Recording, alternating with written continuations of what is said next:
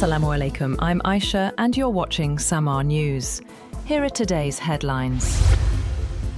Israel has said that it has detailed plans for at least 3 more weeks of war, as its military pounded sites across Iran overnight, while Iranian drone attacks temporarily shut Dubai airport and hit a key oil facility in the United Arab Emirates. In a briefing, Israeli military spokesperson Lieutenant Colonel Nadav Shoshani told reporters that there are detailed operational plans for the war with Iran in place for the next 3 weeks, along with additional plans extending further ahead. The military has framed its objectives as limited to weakening Iran's capacity to threaten Israel by striking ballistic missile infrastructure, nuclear facilities, and the security apparatus.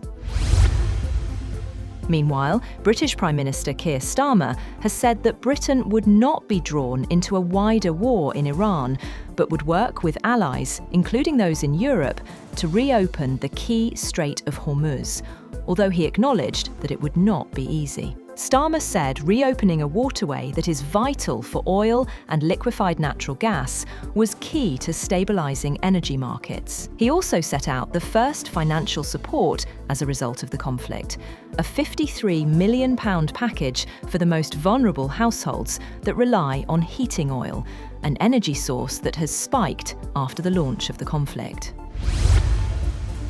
US President Donald Trump has warned NATO allies of a very bad future if they do not help reopen the Strait of Hormuz, while also suggesting he could delay a planned summit with Chinese President Xi Jinping. In comments published by the Financial Times, Trump said countries benefiting from the Strait of Hormuz should help secure it. He argued that nations relying on the route for energy imports have a responsibility to ensure nothing bad happens there. Trump singled out China, saying Beijing should help because it gets 90% of its oil from the strait. He added that he would prefer to know China's position before making the planned visit, referring to his expected trip to meet Xi in Beijing later this month. US President Donald Trump calls on multiple countries, including China, France, Japan, South Korea, and the UK, to send naval forces to help secure the Strait of Hormuz, a key global energy route disrupted by the ongoing conflict with Iran. Trump claimed US actions had destroyed Iran's military capability, but Tehran rejected the assertion, saying the strait is only closed to enemy vessels. 2 Indian tankers and a Turkish ship were allowed passage, while others await clearance. The disruption threatens global energy supplies and food security, as liquefied natural gas shipped through the strait is used in nitrogen-based fertilizers. Trump warned further strikes could target Iran's Karg Island oil hub if necessary.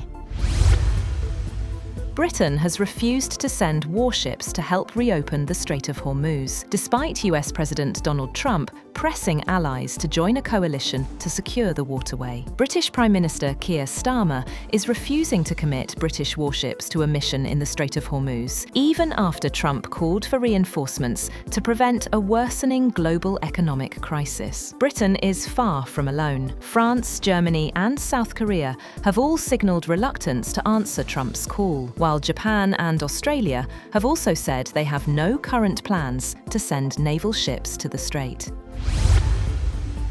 A drone attack near Dubai International Airport has triggered a fire, forcing authorities to temporarily suspend flights at one of the world's busiest aviation hubs. Officials said the blaze was quickly contained and no injuries were reported. Dubai authorities confirmed that a drone incident near Dubai International Airport caused a fire after one of the airport's fuel tanks was struck. Following the incident, the Dubai Civil Aviation Authority temporarily suspended flights at Dubai International Airport to ensure the safety of passengers and airport staff.